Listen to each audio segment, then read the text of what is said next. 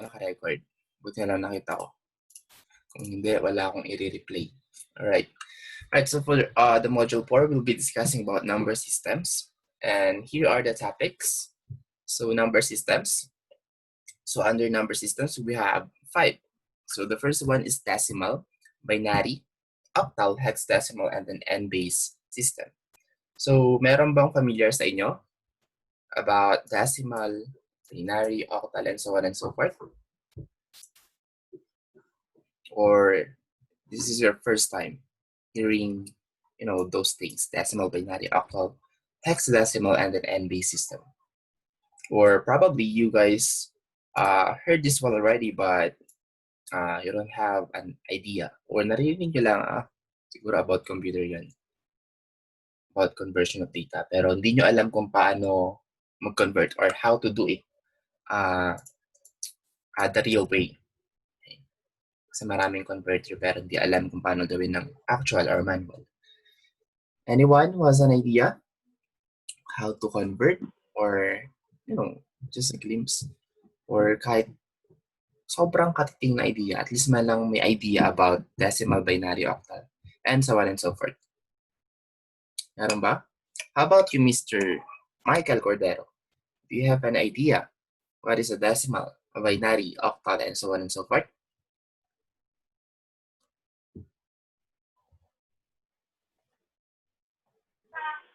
Sir. Wala? Wala, Mr. Michael? So lahat kayo first time? Wala. Yes. Alright. So makinig kayo na maigi since first time niyo pala to.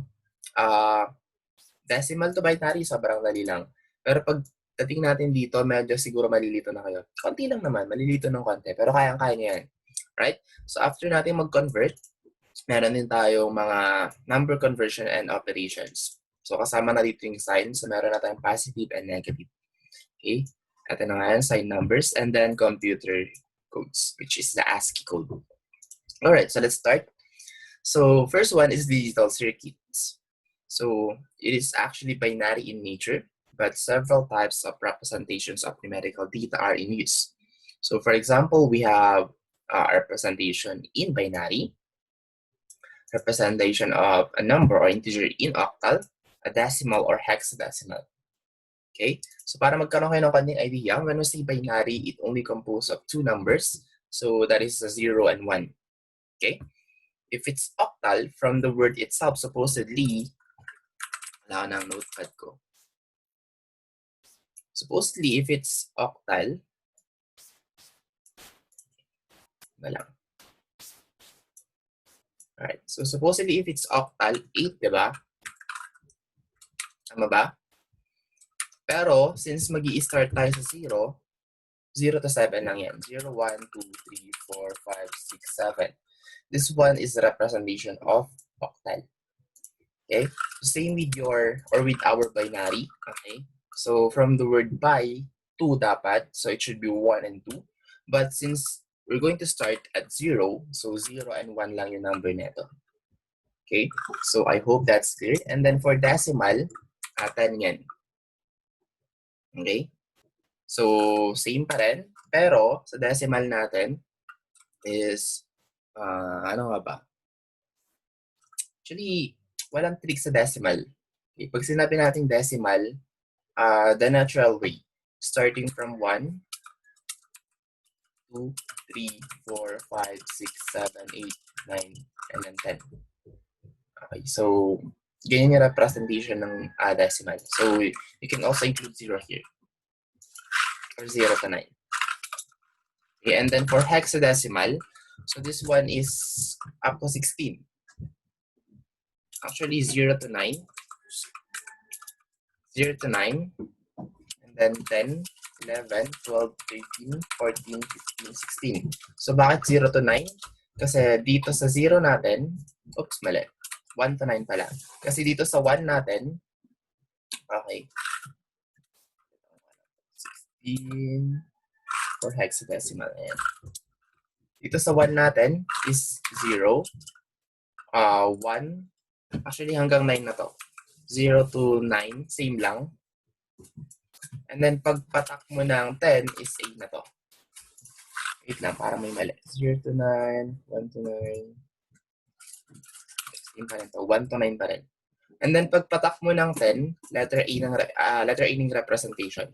Malalaman niyo mamaya kung bakit letter A yung 10, kung bakit letter B yung 11, and kung bakit letter C yung 12, B yung 13, and then E yung 14, and then F pala. Kamali ako. A to F lang dapat. So, 1 to 15, tama. Okay. 0 pala talaga to. Okay. So, kahit ako nalilito na. Ito, 16 decimals to. Okay. Pero kung papansinin nyo dito, 1 to 15 lang. Okay. Or, actually, 0 to 15. So, hindi na siya abot ng 16 kasi nga nag-start tayo sa 0. Okay. So, I hope medyo nag-gets nyo yan. So, yung equivalent ng 0 dito is 1. And then, yung 9 dito is hanggang, ilan ba to? 0, 1, 2, 1, 2, 2, 1, 2. So, dito magiging 9, 8. Medyo magulo na. Alright. So, mamaya na lang tong hexadecimal. Okay. Kasi meron tayong full representation. Malalaman nyo mamaya kung bakit 15 tong F. And then, ito, I think nagkamali ako sa part na to. 0 to 9 and then 1 to 9. Pero tama to. 0 to 9 siya. And then 1 to F. Alright. So, continue tayo. So, first is decimal number. So, gaya ng sabi ko sa kanya, sa inyo kanina, pag decimal, same lang siya ng way of counting. Pero mag-i-start tayo sa 0. Okay. So, 0, 1, 2, 3, 4, 5, 6, 7, 8, 9. Okay. Composed of 10 numbers, pero mag-i-start ka sa 0, kaya hanggang 9 lang siya. Okay. And then for the decimal, it uses the base of 10. So, just take note if it's decimal base 10. Okay. So, next one is binary number system. So, this one is composed of 2 digits or 2 numbers. So, again, ang sabi ko kanina, it will always start from 0. And then, of course, since from the word binary, dalawa lang. So, 0 and 1. Okay? So, 0 could represent off and then 1 could represent on. Okay? Or just simply say that if it's on, may value siya. If it's off, doesn't have a value. Or 0 siya. Okay? So, each digit is called a bit. So, let's say, itong muna, focus muna kayo dito. Ito is 4 bits na. Okay? So, each digit is composed of 1 bit. So, 1, 2, 3, and then 4. Okay? And then, kapag sinabi natin 4 bit, okay, that one is now can be called nibble. Okay? And then, if it's 8 bits, so 2 nibble is equal to 1 byte. Okay? And then 2 bytes or 16 bit is now equal to 1 word. Okay? And then 4 bytes or 32 bit is now equal to double word. Right? So, hindi nyo naman kailangang i-memorize to.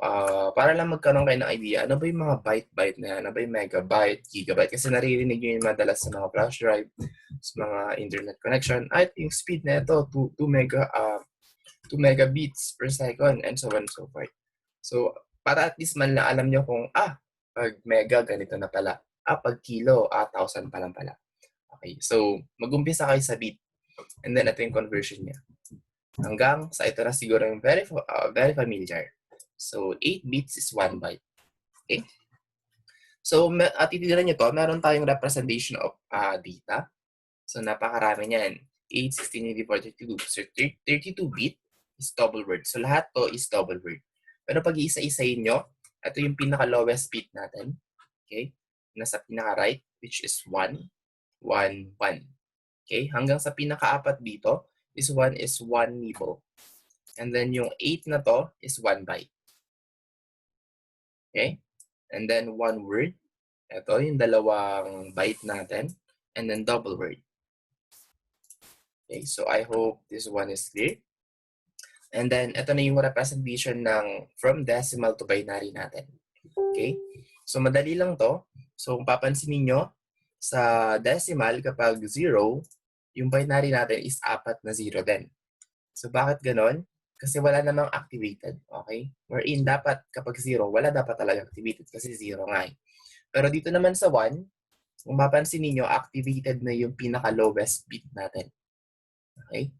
So, 1 dapat to. Okay? Malalaman nyo kung bakit 1. Okay? Bakit hindi 2, bakit hindi 3? Kasi nga sa binary, 1 at 2, 1 at 0 lang yung representation of number. And then kapag sa decimal 2, yan, kapag ganyan na, ang representation na in binary is 0, 1, 0, 0 or 0, 0, 1, 0. Okay? So, bakit nawala yung 1 dito? Bakit nalipat dito? Okay? Kasi, okay, gamit tayo ng saan yung comment.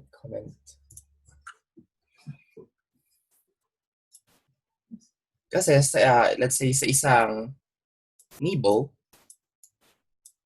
okay, so 4 numbers to, okay? So yung pinaka right side natin, ang value neto is 1, ang value neto is 2, value neto is 4, ang value neto is 8. Okay? So again, kapag 0 to, of course, hindi activated yung 1. Kapag 0 din to, hindi rin activated yung 2. Pag 0 din to, hindi rin activated yung 4. Pag 0 to, hindi activated yung 8. So kung papansin niyo, 0 lahat yan, so wala na activate. So ang value neto is just simply 0, which is equal to this 1. Tama ba? I hope na-gets nyo yun. Sino medyo naguguluhan na? Kapag may question kayo, tanong lang kayo kaagad And then bakit yung representation ng decimal 1 natin is 0001? Kasi nga, ang kailangan nating value is 1, di ba? So dapat activated na ito, yung pinaka-right side natin. Okay? So kung papalitan ko to, dapat 1 na to. Okay? So 001. So kung titingnan niyo to, 0 pa rin to, 0 pa rin to, 0 pa rin to, since 0 nga yung mga value nila. Pero ito activated na, so you have to count this one as 1. And then kapag 2, so kapag 2, dito na tayo, oops.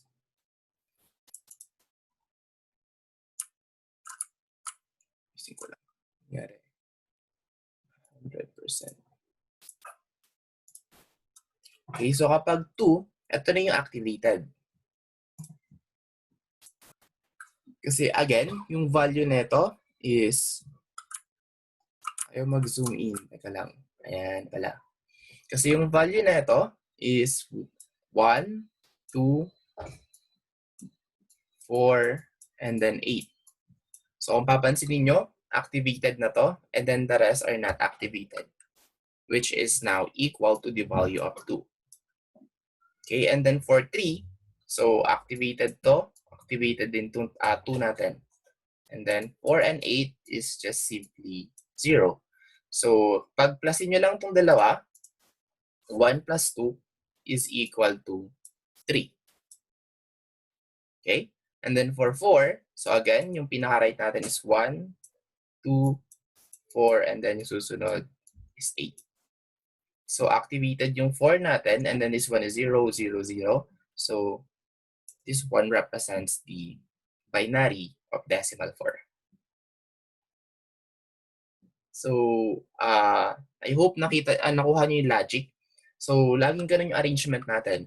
So pag 4-bit, yung pinaka-right side will start from 1, 2, 4, and then 8. And then kung papansinin nyo, nagdodoble lang naman to eh. So times 2 lang palagi.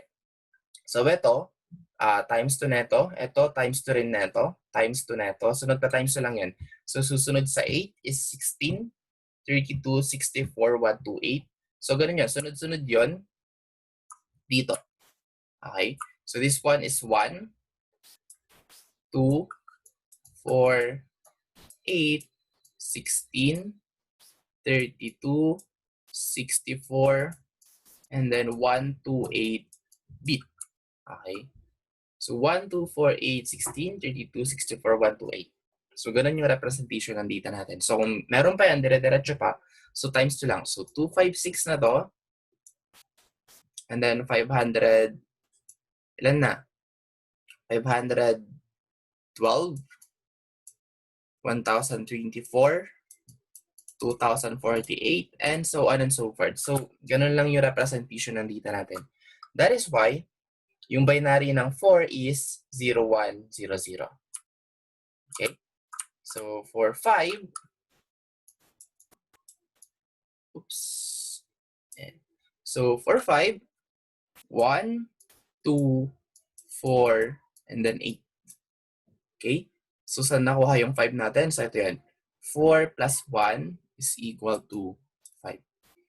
So, 0 or deactivated or naka-off yung 8 nyo, naka-off din yung 2 nyo. So, hindi nyo na siya i-count sa count of numbers ng binary. And then for 6, of course, ganun din lang ulit. 1, 2, 4, 8. So, 4 plus 2 is 6. Okay? And then for 7, so 1, 2, 4, 8. So, 4 plus 2 plus 1 is equal to 7. And then for 8, so 1, 2, 4, 8. So, wala nang value itong mga to. Ito na lang meron. Ito na 8 natin. Okay? So, clear naman. Medyo nagigets nyo na yung pattern. Kung bakit yung representation of decimal 8 natin is 1000. And then for 9, of course, kailangan mo lang i-activate yung 1. Okay? So, 1001. Okay? So, wala naman kayong kailangan memorize as long as alam niyo yung start ng pinaka lowest bit natin is 1. And then just simply multiply it by 2. 1, 2, 4, 8, 16, 32, 64, 128, and so on and so forth. Okay? Hanggang sa ma-reach nyo yung 15, which is 1111. Okay? So, 1, tingnan natin kung tama. 1, 2, 4, 8. So, 8 plus 4 is 12, plus 2 is 14, plus 1 is 15. That's why the representation of decimal 15 into binary is 1111. Okay, so kuha tayo ng isa dito. Let's say 13. Okay? So, paano natin i-represent yon in binary? So, ang pinaka-tip ko dyan is mag-start kayo sa pinaka-highest bit kung ano yung pinaka-kailangan nyo. Okay? So, kailangan natin ng 8. Kailangan din natin ng 4, which is this one is now equivalent to 12. Hindi natin kailangan ng 2 kasi kapag inad natin yung 2, magiging 14 na. So, ang kailangan natin is 1. Okay? So, this one now is the representation of 13. 1101. Alright, so nagets naman so far?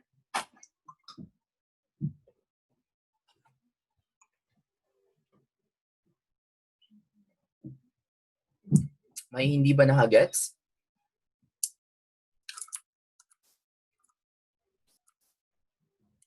Question?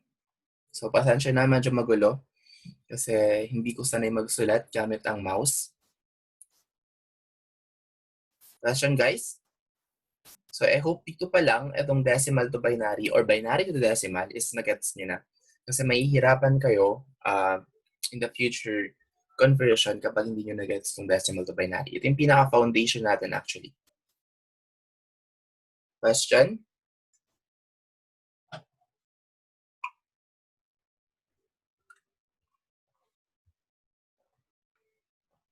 Question, guys. Question. Kailangan ko yung feedback nyo since crucial tong part na to. Umpisa pa lang to pero ito yung isa sa mga pinakamahalaga. Para ngayon pa lang, ma-discuss na natin ulit kung saang part yung medyo magulo or saang part yung hindi nyo na-gets.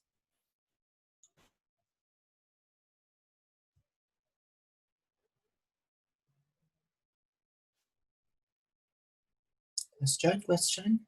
So, nahihiya kayo? Sige, type na lang kayo sa chat natin. Chat box.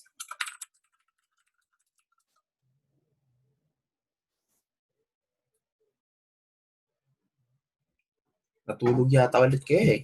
Maliban kay Mr. Sainas. Kasi nakikita ko yung mukha niya.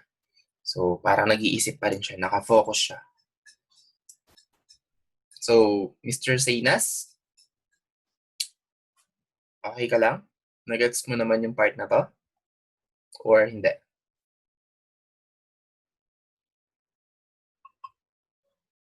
Okay, so from Cordero, wala daw. From Feby, wala daw. Sir, doon po sa 8. Hindi ko po masyado na-gets. Adjoin niya lang daw kasi. Alright, so gaya ng sabi ko, meron tayong 4-bit. Okay? So, start tayo dito sa 8 na lang. Saan yung sinabi niya? Oops. Saan na?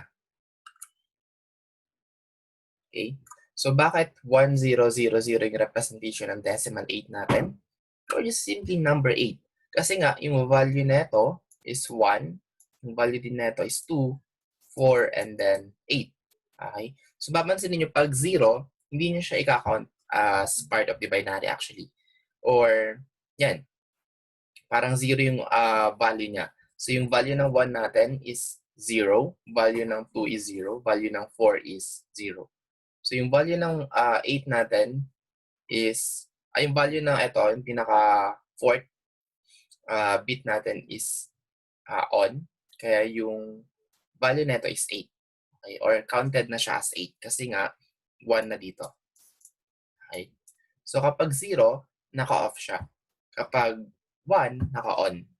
So itong 4 na bit natin is may lamang value wherein yung pinaka-right natin is 1 hanggang sa yan. Times 2, times 2, times 2, times 2. Kage-Bunchen technique. No, just kidding.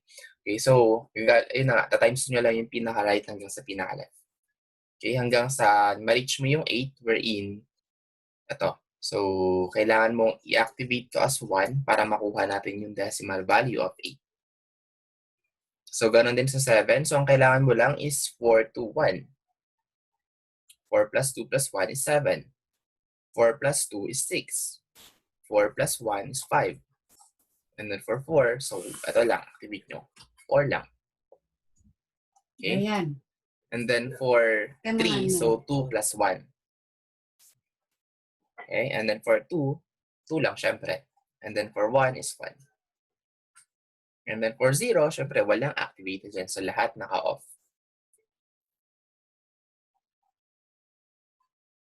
So, okay na, Mr. Sinas?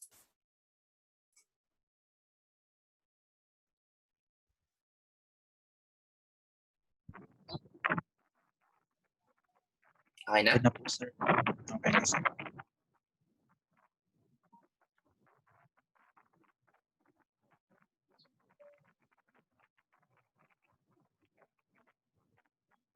Abutin talaga yata tayo ng kanito. Mga 5 meetings. 5 parts of Zoom meeting.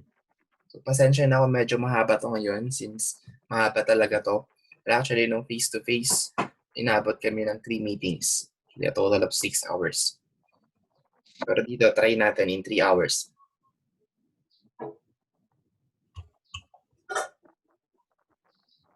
Alright, so may question pa so far?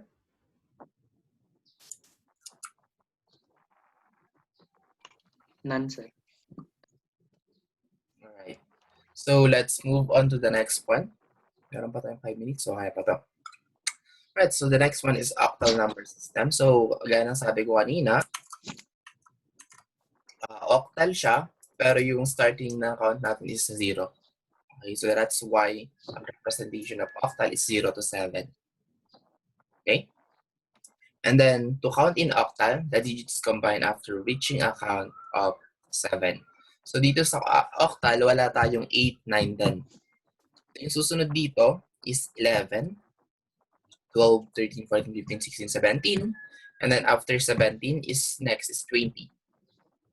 21 hanggang 27, and then wala ulit 28 to 30, and so on and so forth. Laging ganun, walang 8, 9, 10 sa octal. Okay? And then, ito yung conversion ng decimal natin sa octal.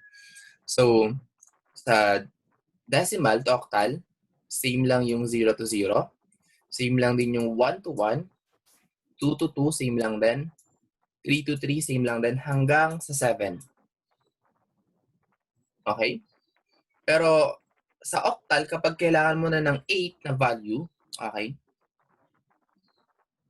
10 na yun kaagad. Okay, so parang babalik ka dito, magdadagdag ka lang ng 0. Kapag kailangan mo ng 9, 11 yan. So dito, para hindi kayo malito, ang gawin nyo lang lagi, so 0 to 7, tama? After nyan is 10 to 17. Within yan is 20 to 17. 27. So ito is in a form of decimal. Octal pala. Octal. Ito naman is in a form of decimal. So ang kailangan nyo nang tandaan sa octal, wala siyang 8, 9, 10. 8, 9 pala. 8, 9, sorry. Meron tayong 10 pero wala tayong 8, 9. So may kamali ako doon. So yung counting natin is same pa rin from 0 hanggang sa, yan, incrementing by 1. So 0 to 7 is 0 to 7, which is the same. Pero 10 is 8 na siya hanggang, so count lang kayo ng 7, 8 to 15. Tama? 7, 8, 9, 10, 11, 12, 13, 14, 15. Yan, tama. And then, eto na, next na is 16. So, plus 7 na ulit, 16 to 23. Okay? So, ang papansin ninyo, 0 to 7 is the same. Pero pag patak nyo na dito, 16 less 4 less 2, 16, 17. Ayun. So, walang pattern. Actually, isusulat nyo talaga. Okay. Yung pinakauna natin is less 2. And then yung sumunod is less 4. And then for sure, yung susunod dito is less 6. Okay. And then less 8, less... So, medyo magulo yun kung gano'n yung tatandaan nyo, kung gano'n yung memorize nyo. So, ang pinaka-tip ko talaga dito sa octal to decimal is isulat nyo. Okay? Basta i-skip nyo lang dito sa octal yung 8, 9, 8, 9, 18, 19, and then 28, 29, and so on and so forth. So, ganun lang. Wala lagi tayong 8 sa 9. And then, sa decimal, tuloy-tuloy lang yan. 0 to 7, 8 to 15, 16 to 23, 24 to 31, and so on and so forth. Okay? So, that is why ganun yung representation ng decimal to octal natin dito. Okay? Alright, so wala na tayong natitirang oras. Actually, mga 1 minute na lang. So, yung may mga question, pwede pa magtanong ngayon, pero baka mamaya ka na mapaliwanag. So, yung mga walang question, pwede na kayo mag-leave. And then, wait na lang kayo for the part 2. And then, sa kaka-join lang, so, sorry, kakatapos lang namin ng part 1. So, habol na lang ulit mamaya sa part 2.